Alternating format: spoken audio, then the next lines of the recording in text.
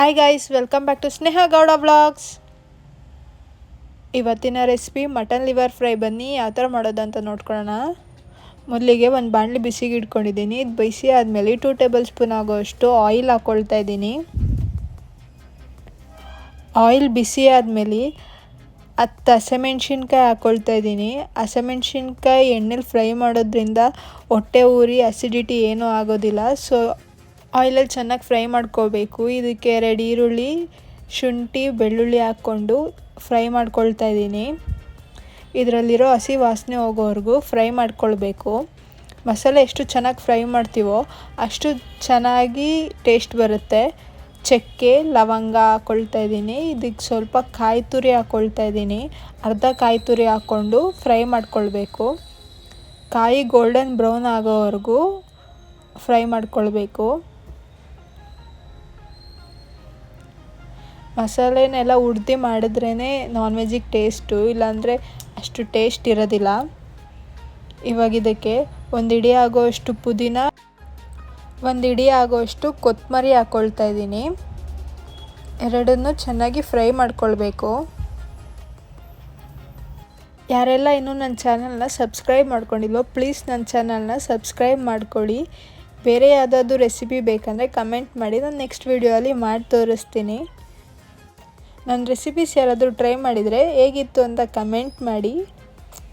1 ಹಿಡಿ ಆಗೋಷ್ಟು ಕಡಲೆ ಹಾಕ್ಕೊಳ್ತಾ ಇದ್ದೀನಿ. ಸ್ವಲ್ಪ ಗಸಗಸೆ ಹಾಕ್ಕೊಂಡು ಫ್ರೈ ಮಾಡ್ಕೊಳ್ಬೇಕು. ಕಡಲೆ ಮತ್ತು ಗಸಗಸೆ ಹಾಕೋದ್ರಿಂದ ಗ್ರೇವಿ ಸ್ವಲ್ಪ ತಿಕ್ನೆಸ್ ಇರುತ್ತೆ, ಸಾಂಬಾರು ಥರ ತೆಳ್ಳಗಿರೋದಿಲ್ಲ. ಇವಾಗ ಇದಕ್ಕೆ ಸ್ವಲ್ಪ ಅರಿಶಿನದ ಪುಡಿ ಹಾಕ್ಕೊಳ್ತಾ ಇದ್ದೀನಿ. ಅರಿಶಿನದ ಪುಡಿ ಜೊತೆಗೆ ಸ್ವಲ್ಪ ಕಾಳುಮೆಣ್ಸು ಹಾಕ್ಕೊಳ್ತಾ ಇದ್ದೀನಿ. ಕಾಳುಮೆಣ್ಸು ಸ್ವಲ್ಪನೇ ಯೂಸ್ ಮಾಡಬೇಕು. ಹಸಿಮೆಣ್ಸಿನ್ಕಾಯಿ ಹಾಕಿರೋದ್ರಿಂದ ಕಾಳುಮೆಣ್ಸು ಜಾಸ್ತಿ ಹಾಕ್ಕೊಂಡ್ರೆ ತುಂಬ ಖಾರ ಆಗೋಗುತ್ತೆ. ಸೊ ಕಾಳುಮೆಣ್ಸು ಸ್ವಲ್ಪನೇ ಹಾಕ್ಕೊಂಡು ಲಾಸ್ಟ್ 1 ಟೈಮ್ ಮಿಕ್ಸ್ ಮಾಡ್ಕೊಳ್ಬೇಕು.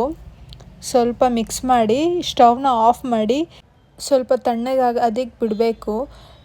ಅಂದರೆ ಫುಲ್ಲು ತಣ್ಣಗಾಗಬಾರ್ದು, ಸ್ವಲ್ಪ ಬೆಚ್ಚಗಿದೆ ಅನ್ನುವಾಗಲೇ ಮಿಕ್ಸರ್ ಜಾರಿಗೆ ಟ್ರಾನ್ಸ್ಫರ್ ಮಾಡ್ಕೊಳ್ಬೇಕು.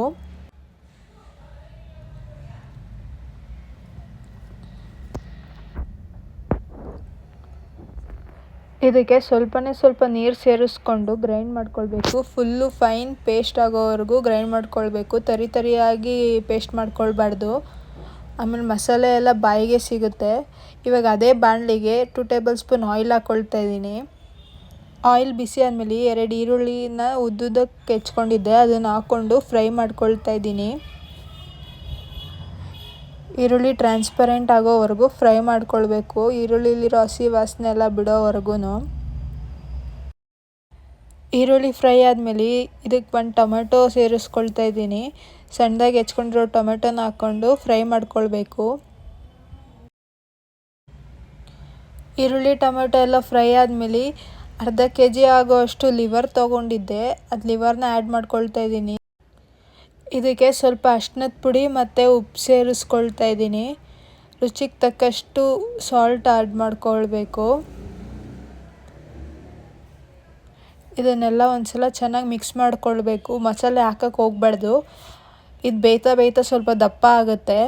ಒಂದು 50% ಬೆಂದಿದೆ ಅನ್ನುವಾಗ ಮಸಾಲೆ ಆ್ಯಡ್ ಮಾಡ್ಕೊಳ್ಬೇಕು. ಇಲ್ಲಾಂದರೆ ಮಸಾಲೆ ಫಸ್ಟೇ ಹಾಕ್ಬಿಟ್ರೆ ಬೇಯೋದಿಲ್ಲ.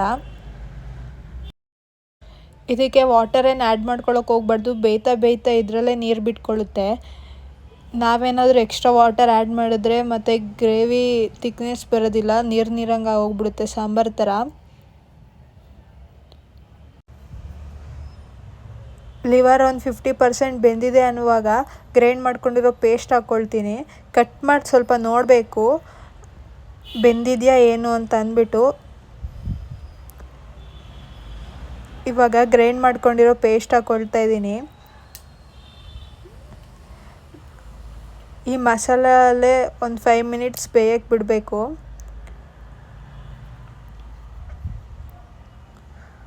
ನೋಡ್ತಿರ್ಬೋದು ವಾಟರ್ ಎಷ್ಟು ಬಿಟ್ಕೊಂಡಿದೆ ಅಂತ ಅಂದ್ಬಿಟ್ಟು. ನಾನು ಸ್ವಲ್ಪನೂ ವಾಟರ್ ಹಾಕಿಲ್ಲ. ಗ್ರೈಂಡ್ ಮಾಡ್ಕೊಂಡಿರೋ ಮಸಾಲೆ ಎಲ್ಲ ಸ್ವಲ್ಪ ಕುದೀಲಿ ಚೆನ್ನಾಗಿ. ಆಮೇಲೆ ನಿಮ್ಗೆ ಎಷ್ಟು ಕನ್ಸಿಸ್ಟೆನ್ಸಿ ಬೇಕೋ ಅಷ್ಟು ವಾಟರ್ ಹಾಕ್ಕೊಳ್ಬೋದು. ವಾಟರ್ ಸ್ವಲ್ಪ ನಿಮ್ಮ ಕನ್ಸಿಸ್ಟೆನ್ಸಿಗಿಂತ ಜಾಸ್ತಿನೇ ಹಾಕ್ಕೊಳ್ಳಿ, ಯಾಕಂದರೆ ಕುದೀತಾ ಕುದೀತಾ ಥಿಕ್ನೆಸ್ ಜಾಸ್ತಿ ಆಗುತ್ತೆ.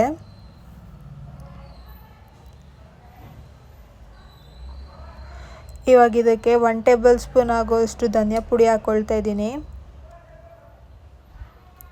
ಕೊತ್ತಂಬರಿನೂ ಹಾಕಿರೋದ್ರಿಂದ ಧನಿಯಾ ಪುಡಿ ಜಾಸ್ತಿ ಹಾಕ್ಕೊಳ್ಳೋಕೆ ಹೋಗ್ಬಾರ್ದು. 1 ಟೇಬಲ್ ಸ್ಪೂನ್ ಹಾಕ್ಕೊಂಡ್ರೆ ಸಾಕು. ನೋಡ್ತಿರ್ಬೋದು ಬೇಯ್ತಾ ಬೇಯ್ತಾ ಎಷ್ಟು ಥಿಕ್ನೆಸ್ ಆಗ್ತಿದೆ ಗ್ರೇವಿ ಅಂತ. ಇವಾಗ ನಿಮ್ಗೆ ಎಷ್ಟು ಕನ್ಸಿಸ್ಟೆನ್ಸಿ ಬೇಕೋ ಅಷ್ಟು ವಾಟರ್ ಆ್ಯಡ್ ಮಾಡ್ಕೊಳ್ಳಿ. ಮಸಾಲೆಯಲ್ಲಿರೋ ಹಸಿ ವಾಸನೆ ಹೋಗೋವರೆಗೂ ಚೆನ್ನಾಗಿ ಕುದಿಬೇಕು ಗ್ರೇವಿ.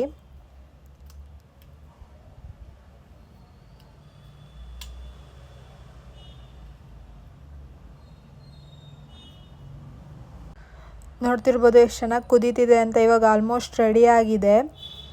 ಒಂದು ಪೀಸ್ ತೊಗೊಂಡು ಕಟ್ ಮಾಡಿ ನೋಡೋಣ ಬೆಂದಿದೆಯಾ ಇಲ್ವಾ ಅಂತ ಅಂದ್ಬಿಟ್ಟು, ಆಮೇಲೆ ಸ್ಟವ್ ಆಫ್ ಮಾಡ್ಕೊಳ್ಳೋಣ.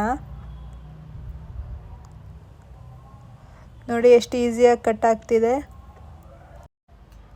ಇವಾಗ ರೆಡಿಯಾಗಿದೆ. ಸ್ಟವ್ ಆಫ್ ಮಾಡಿ ಸ್ವಲ್ಪ ಕೊತ್ತಂಬರಿಯಿಂದ ಗಾರ್ನಿಷ್ ಮಾಡಿಕೊಂಡು ಸರ್ವಿಂಗ್ ಪ್ಲೇಟ್ಗೆ ಹಾಕ್ಕೊಂಡು ಸರ್ವ್ ಮಾಡ್ಕೊಳ್ಳೋಣ. Thank you all.